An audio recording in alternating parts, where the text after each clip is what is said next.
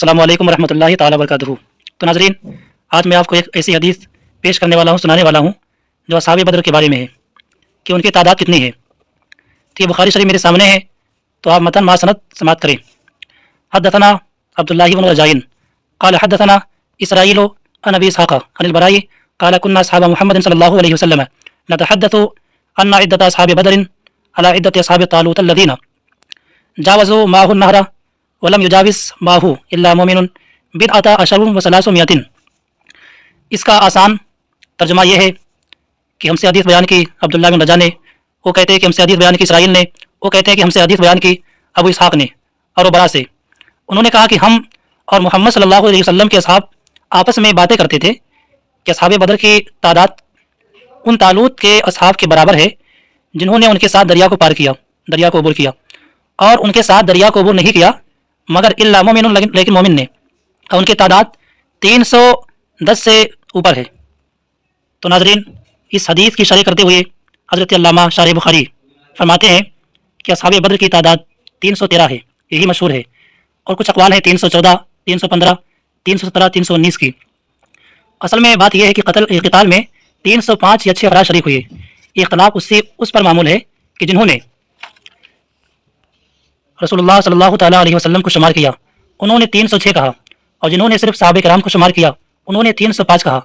8 افراد تھے جو جنگ میں شریک نہیں ہوئے، جنہیں حضور اقدس صلی اللہ تعالیٰ علیہ وسلم نے مدینہ طیبہ رہنے کا حکم دیا یا قافلہ کی خبر لانے کے لیے بھیجا تھا۔ ان لوگوں کا شمار اصحاب بدر میں ہے۔ انہیں رسول اللہ، اور اس کی دلیل فرماتے ہیں، اس کی دلیل یہ کہ انہیں رسول اللہ صلی اللہ تعالیٰ علیہ وسلم نے مال غنیمت سے حصہ بھی دیا تھا۔ اور اسی حدیث کی شرح کرتے ہوئے حضرت علامہ بدر الدین عینی رحمۃ اللہ علیہ نعمت الباری میں فرماتے ہیں، یہ طالوت، اس میں کون، ایک لفظ طالوت کا آیا ہے، یہ کون تھے؟ اسی پہ تبصرہ کرتے ہوئے فرماتے ہیں کہ طالوت کا نام عبرانی زبان میں شاول ہے، یہ چمڑے پر رنگتے تھے، اور سدی نے کہا ہے کہ یہ پانی لانے والے تھے، اپنے گدھے پر پانی لاد کر لاتے تھے۔ اللہ تعالیٰ نے سورہ بقرہ میں ان کا قصہ ذکر کیا ہے۔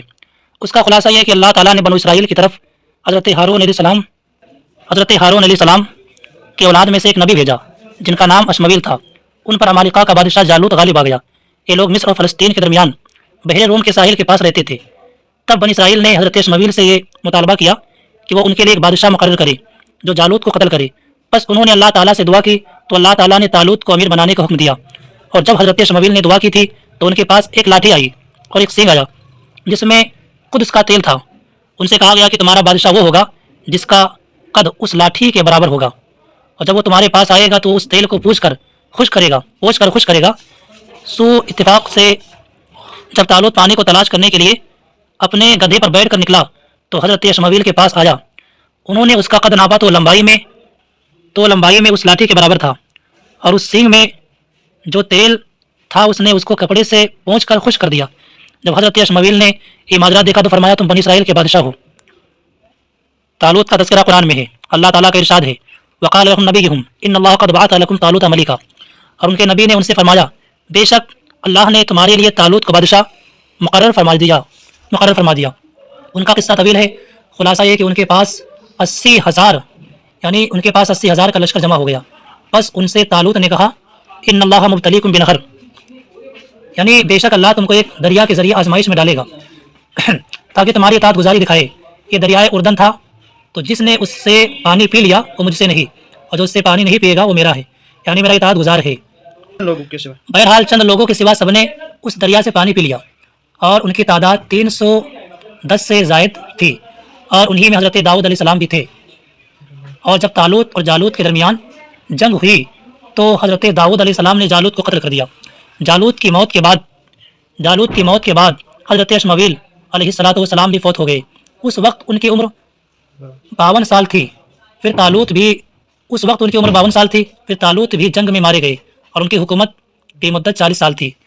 تو ناظرین، یہ جتنی باتیں میں نے کی ہے یہ سب حدیث کے تعلق سے باتیں کی ہیں۔ آپ جانیے اس کے تعلق سے علامہ شارح بخاری اور علامہ عینی رحمہ اللہ نے جو تبصرہ کیا ہے اس کو آپ سماعت کریں، اور امید ہے کہ آپ ضرور سنیں گے اور ساتھ میں اپنے عمل میں اضافہ کریں گے۔